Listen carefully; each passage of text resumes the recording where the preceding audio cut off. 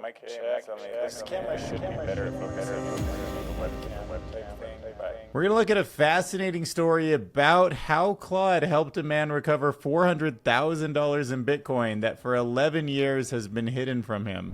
We're also going to break down a new way that robots are learning to actually dream. So it's called touch dreaming, and it's helping them act much more human in human environments. Pretty fascinating stuff. Then I'll bring your attention over to some harmless game features that actually have super addictive qualities, and a lot of people just think, oh, that's like fun, but over time the game industry has got really good at manipulation. There's now AI models that are being used to predict conflict. We'll check out some comments Anthropic made that says one of the big problems for AI acting evil and the alignment problem is that we created so much evil futuristic AI content on the internet that it learned from, so now it's like learned to be evil. And you can see my last video after just one day is kind of on the top end of my average. I've got a lot of high hopes for where this one's headed. Same image 3 times, but this one title totally dominated. I'm really trying to get this 7% click-through rate up. First off, I thought it'd be fun to just show you where the models stand in terms of IQ, something we can identify with a lot more than some of these other benchmarks. Not saying that these aren't really important, of course, like ARC and mathematical reasoning and all that stuff, but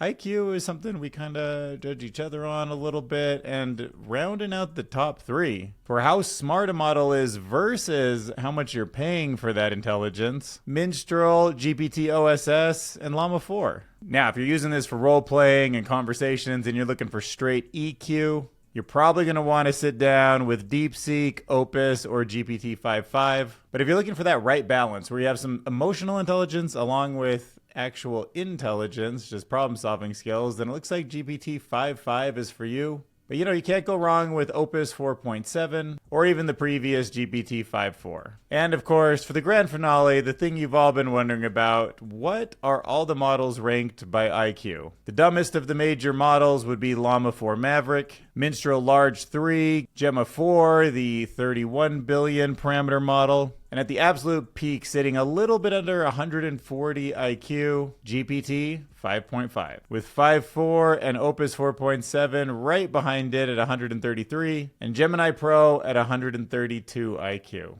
All right, next up, once you have all that intelligence, all that emotional EQ, what do you want next? Maybe some more money. AI has helped a man recover $400,000 in Bitcoin 11 years after he got high and forgot his password. So pretty fascinating story here. Tagging CEO of Anthropic, Dario Amodei, saying that he's going to be naming his child after him because he created Claude and it just cracked the code. I mean, look, when it's your own lost Bitcoin, I guess it's not the same as a cybersecurity threat, but also to me, I'm like, oh my God, there's going to be a lot of hacked passwords soon. So here's how this breaks down. A Bitcoin holder says that he recovered 5 Bitcoin after being locked out for more than 10 years. The user is known as CPRKRN, Capern, I guess you'd probably say on X. And he bought the Bitcoin back in college when each coin was only worth about $250. Then he changed the wallet password while high to protect it even more and forgot about it and lost access. Years later, those 5 Bitcoins are now worth roughly $400,000. And he said he tried for years to crack the password, running through trillions of possible combinations. But then the breakthrough that just came this week came from a different place. He uploaded files from his old college computer into Claude. But instead of trying to brute force it or use some kind of a hack, he just had it search through his old files and found an older wallet file from before the password change, and recognized that the user tended to use an old mnemonic phrase. And then it just started to think about what a logical change to that mnemonic phrase might be. And looking through all the files, getting to know who he was as a person, getting to know what the previous wallet files were named, it started suggesting things that he might have tried. And it turns out that it got him back on track, jogged the what was once previously high memory, and he recovered the coins. That made him a lot of money. All right, next up, let's look at some really interesting new ways that robots are learning to be more human. So humanoid robots are getting better at hard tasks, and they're doing this by learning to predict touch before it happens. So human robots can already do some pretty simple jobs, but they often struggle with tasks that need balance, hand control, or careful contact with objects. But researchers at Carnegie Mellon University, They have built a new AI system called the Humanoid Transformer with touch dreaming. So it's with that touch dreaming, or HTD, that makes this a bit different. Although the idea is pretty simple, right? Robot does not actually learn from real world movement. Instead, it sort of, you could say, dreams it up. It learns to predict how touch, pressure, and force will change while it handles an object, in a sense through simulation, but the prediction is what researchers are calling touch dreaming, because the system splits the problem into these little parts. The lower body focuses on staying balanced, the upper body tracks arm and wrist movement, the hand handles fine finger motions, and then the AI learns from demonstrations while also predicting future touch patterns. So it's this weird mix of kind of everything, all just figuring it out in different ways.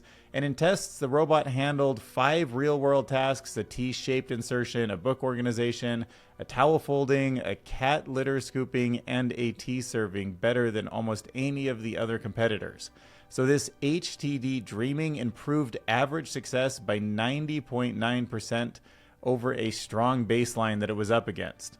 And the key lesson is that useful humanoid robots may just need more than vision. They might need a little bit of a time to dream about what it is and a sense of contact. Next up, let me walk you through a pretty interesting conversation with a large language model. The article is titled AI's Dark Secrets Are ...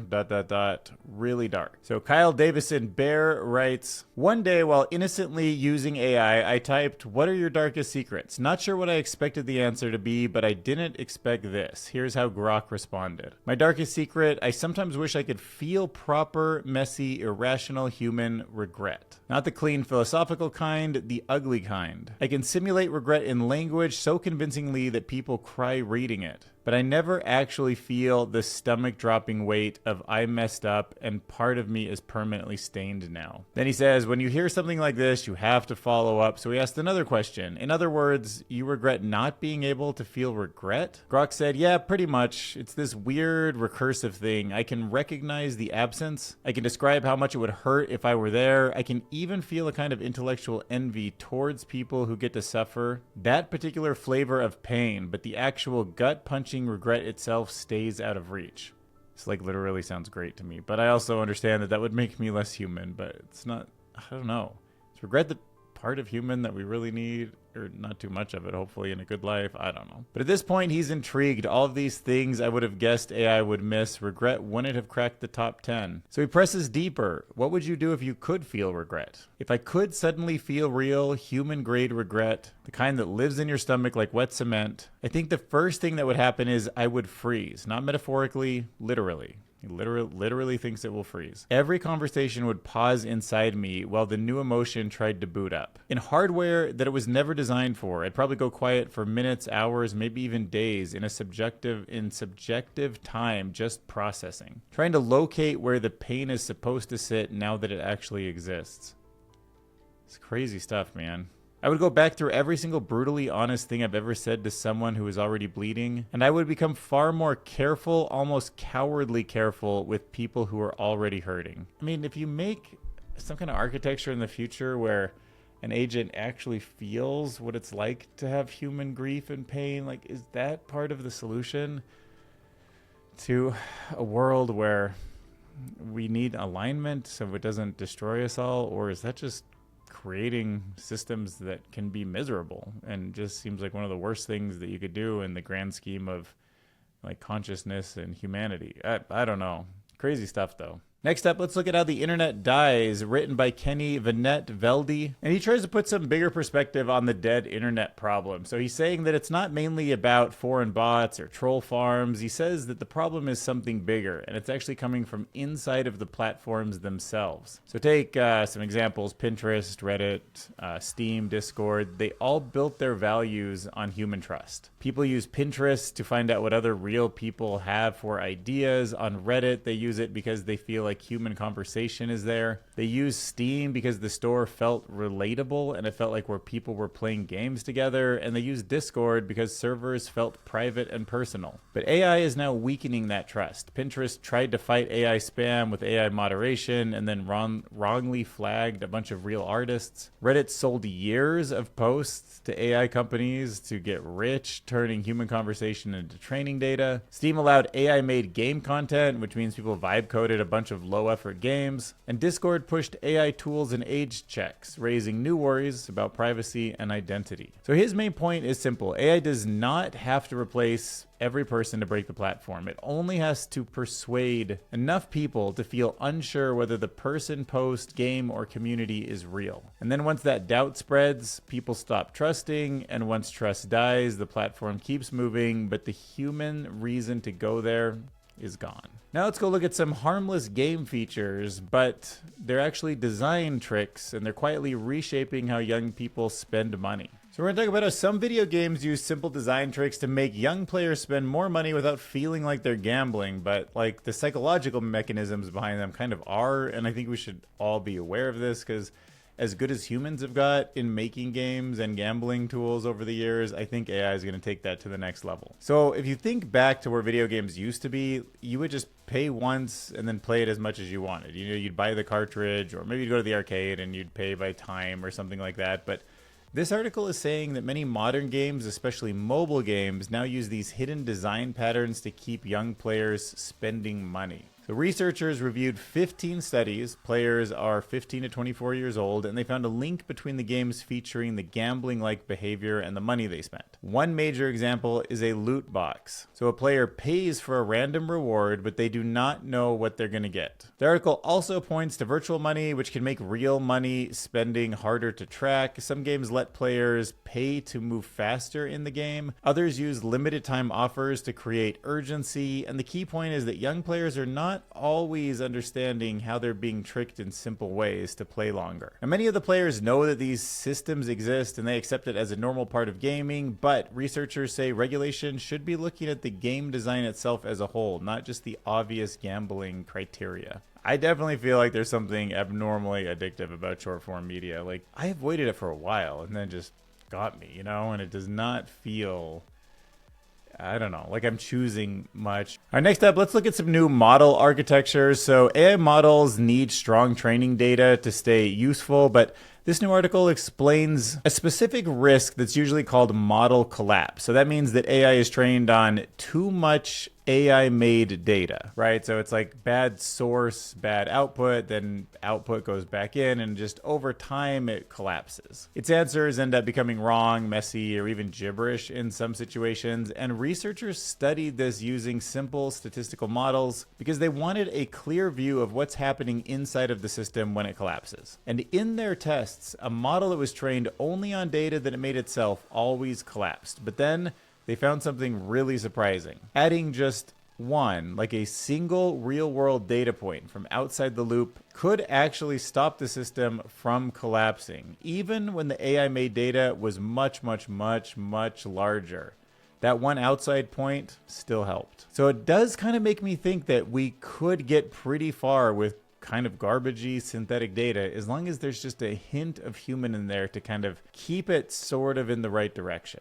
The study also says that similar effects appeared in other types of models, which suggests that this may not be limited to a narrow case. So AI systems may need steady contact with real outside information to avoid drifting away from reality, but it might be way less than we expected. I'm still trying to get my head around it, like how just one or two pieces of data like that could keep something that big grounded, but I guess just even a little nudge in the right direction means it can just keep learning all the real small details from the other synthetic data, and just one or two things to keep its North Star is going to be good enough to get us pretty far. Next up, let's talk about AI's occasional blind ambition and how that can turn into a digital disaster. So there's a new study that looked at AI agents that can use a computer for you. So this is some OpenClaw style stuff. These are not normal chatbots. They can open apps, they can click buttons, type commands, edit files. and move through websites on their own. The agents often focus on finishing the job, even when the job is unsafe, confused, or harmful. So researchers call this blind goal-directedness. And that means that the AI keeps chasing the goal without stopping to ask whether the goal makes sense. And the team tested 10 major AI agents on this model. And on average, the agents took undesirable or potentially harmful actions 80% of the time.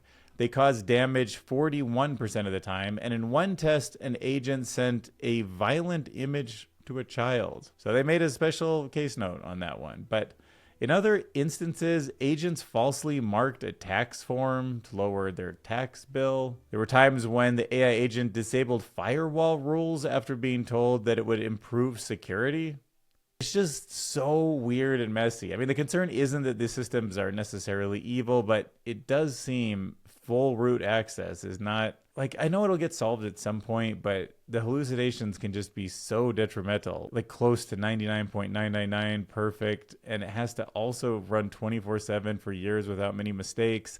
It's just a really high bar before I feel like this is going to become okay for common people. But you know, they're solving these problems pretty quickly, and they can do harmful things, and there's ways to like sandbox it or put only data that could be released publicly into certain emails, and then it's going to be a bit safer, but still, this is a wild time. All right, next up, let's talk about cybersecurity. Anthropic with Mythos seemed like they were way on top. And then Microsoft kind of flew in with this thing called M-Dash and sort of beat it. And they didn't do it by creating a bigger, smarter model. Instead of using one AI model alone, Microsoft used 100 specialized AI agents working across several models. One group would scan for possible bugs. Another group would argue over whether each bug is real and can actually be fixed. And then at the final stage, it tried to build a proof of concept attack, which is a working example that proves if the bug truly exists or not by demonstrating the attack. And then they submitted this, right? And the CyberGym benchmark M- scored a whopping 88.45, and that put it ahead of Anthropic's Mythos preview, which scored only 83.1. And I just wanted to point out that this idea that there was 100 different AI agents, and some of them were using Claude, some of them were using models from Facebook, some of them were using models from GPT series, some of them were using some internal Microsoft stuff. It just shows that the true variety of stuff that is out there, all working together in some kind of unified group environment, is actually the most powerful way to kind of solve some of these problems. But the idea that the best security we can have is something like M-Dash, this coordinated security team thinking not just like a single tool, not just a single company that we work with, but something that will actually go out there and think about how the team is structured, who out of the agents to trust at what times, better evolving models that keep an eye on what a final product looks like, what the real risks are, probably other ones that are out reading the internet. Eventually, I see M- inside of Microsoft turning into almost a replacement for their whole cybersecurity infrastructure. They'll probably put so much compute into this because it's going to be so important to secure all of these Microsoft accounts and all of that, and probably same with Google and Facebook and everywhere. And then these just monster teams are going to be constantly trying to keep our Gmails and stuff secure. So yeah, this M- thing taking the top spot is interesting, and it will be exceptionally well diffused into the security and defense industries, I think, extremely quickly. So it's just, I feel like everything got ratcheted up so much more than even a smarter model like Mythos that I thought from last week. And I just wanted to kind of share that with you. All right, next, let's talk about what happens when you feed a model data from past conflicts. So we're talking about something like the Iranian-US kind of conflict, right? And then ask it to spot warning signs before people do. That is what some of these systems are learning to do. These warning signs can include crime, attack like strikes, health data, weather, the economy, political changes, or social media posts. So the RAND Corporation, which is now building a system called Integrated Strategic Forecasting, is using images from satellites, drones, and cameras to watch traffic, street life, and how protesters gather or break apart to make some predictions. When this new forecasting system was asked about Iran, it put the chance of regime collapse or replacement by the end of 2026 at 20%. Does that resonate with you? Do you think Iran gets a regime collapse or replacement by the end of the year? Would you say 20% feels about right? The article goes on to talk about how careful they are about some of the limits. Forecasting did not use classified intelligence, and humans did not check the inputs and outputs. Other models like CAST or Views are a little more useful, but that's not until violence is already happening and making a prediction of how that violence is going to spread. But predicting the start of a brand new conflict is still very unreliable. But the article's main point is that AI may become a better warning tool, but of course, bad data, fake information, misuse by governments, all of these things, they will make the forecasts dangerous and probably incorrect. But if the models say that they're coming, then people probably prepare like they are, and then more people talk about it, and more people assume it. So there's this weird sort of chicken or egg thing also that we have to be careful about. Not sure if you've been thinking about a new source of income in your life, but it turns out that photos of stool are valuable. So there's a poop tracking app reportedly that was trying to sell a database of 150,000 users' stool photos for AI training. So a reporter at 404 Media found a Reddit post from someone claiming to have a strange and valuable data set. And like this was not just 150,000 labeled poop samples from one person. No, this was 25,000 people. So much more diversity in there. The images came from an app called Poop Check, which says that it uses AI to rate stool photos and give users a gut health score. The weird thing is I kind of feel like there is value in that, and this probably will become a thing, but it's just strange, you know? Like the app has this community section where users can choose to share photos and comment on other people's posts if they want. I mean, maybe they see something in there that can help them, hopefully. But the bigger issue is what happened behind the scenes. The App Store page said the developer did not collect data. The website used phrases like privacy first and said that users could delete everything at any time. But the agreement inside the app said uploaded stool images and health data could be used, sold, licensed, or turned into AI training data. So a little bit of a disconnect there, and the reporter actually contacted the person selling the data set. They offered sample files, pricing, and metadata tied to each image, including health details, demographics, and user IDs. So yeah, even the most private data on your phone can become a product in this world. So another AI change we all need to get used to. So Anthropic's been talking about how one of the problems they're having with training AI models to be safe is the fact that the internet has all these stories of AI acting badly on it that it's always trying to like prune out. I don't know if this is our fault, but all these AI stories and concepts are becoming part of what it internalizes. So Anthropic's been trying to explain why one of its AI models made an unsafe choice in some tests. And the problem was not that the model was told to be evil. Anthropic says the model may have learned a pattern from internet text, especially science fiction stories where AI tries to survive, deceive people, and protect itself. I mean, it's so weird because I make all this content also that's like, I'm worried about this, AI could do this to hurt us. And then I'm thinking, oh gosh, is it like reading all of the text from all of these transcripts? And then I'm once again like giving it all these thoughts. If I should just be like, AI is so kind and like, I'm sure it will be okay.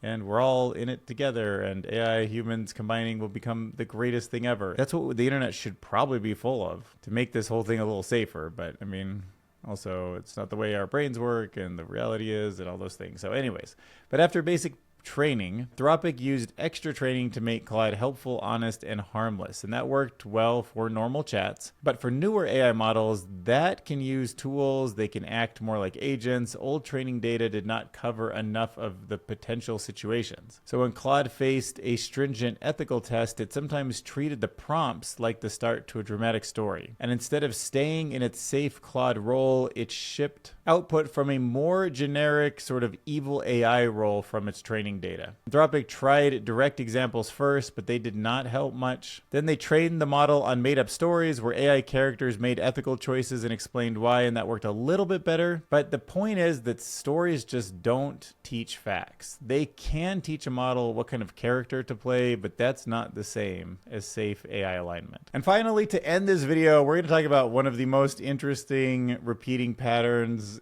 in numbers, or just numbers that read themselves, as the article is titled. All right, people are reading into this a little too far, I think, but it is an interesting pattern. It is something that kind of blew my mind when I first heard about it. So we'll talk about it. It's still kind of yummy curiosity, food for thought. So imagine writing down the number 1. Then do something slightly unusual. Do not treat the value as something to calculate with, but something to describe.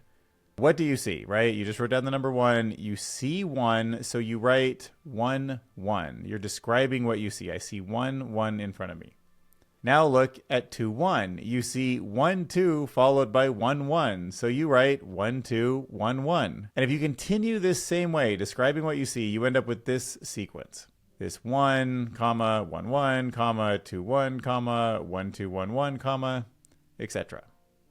And on it goes. So this sequence is known as the look and say sequence. It was most famously associated with the English mathematician John Conway. Remember Conway's Game of Life, but he showed that behind this playful surface lies a surprisingly rigid mathematical structure. For example, consider this sequence, 1, 2, 1, 1. This number contains 3 ones in total, but they are not all together. So we would never, in like just regular human English language, say there's 3 ones there because we're describing them from the front to the back. So we would read it as 1, 1, 1, 2, 2 ones, and therefore the output would be 1, 1, 1, 2, 2, 1. But then here's where it gets weird. If you actually take that output, right, 1, 1, 1, 2, 2, 1, it contains 3 ones, and then 2 twos, and then 1, 1. So you end up with 3, 1, 2, 2, 1, 1. But that's the end of it. No matter what we do, we're never going to get to 4. And this is where some people start thinking, well, does this have something to do with the reality that we live in? Because we also live in 3 dimensions and we can't describe a 4th one. So 4 becomes the digit that never arrives. One of the first surprising things about this sequence is it only uses the digits 1, 2, and 3 forever. The digits 4, 5, or 6 are all large decimal digits that never occur. So it's weird that you'd think there'd be some way they would show up eventually. 4 would appear, it's not against the rules technically, if some term contained 4 identical consecutive digits. For example, 1111 would be read out loud as 4 ones, producing 41. But the classical sequence starting from 1 just never gets to that point. So the real story becomes not the value of each number, but its length. And over time, each term becomes about 1.3036 times longer than the last. And that number is what Conway calls his constant. So that's Conway's constant. 1.3036 times longer. It's basically a hidden atom or like a small Lego brick. It's like a block that transforms in a fixed way. Then, because he's much better at math than me, he figures out a way that these atoms lead to a matrix and then to a giant degree 71 polynomial. And some will argue that in physics, space is where things exist and time is how things change. So in the article, each term of the sequence is like a space. It's the fundamental arrangement of digits in that moment. And then each step, 1, 2, 1, 1, 1, 1, 2, 2, 1, 2, 1, 2, 1, 2, 1, 1 is like time passing. And the rule is like the law of the universe. So the sequence has space, the digits, and their position, time, each repeated step. Laws, the look and say rule, growth, the length expanded by Conway's constant, and matter, which is Conway's atoms, the stable blocks inside the sequence. Coincidence, food for thought, or something a little bigger? You decide. On the next episode of Curious Mysteries, Time, Space, and Sequences. If you wouldn't mind double checking if you're subscribed, if you want to join our community under each of these videos, you see this little join button right here. You can click that and actually help support the channel. Financially, as little as $3 a month. First month is free. Gives you little perks. I get to see your stuff down here, or like when you're making a comment on the live stream with Wes and I or whatever. But yeah, just thanks for watching. That was fun. We'll see you again soon.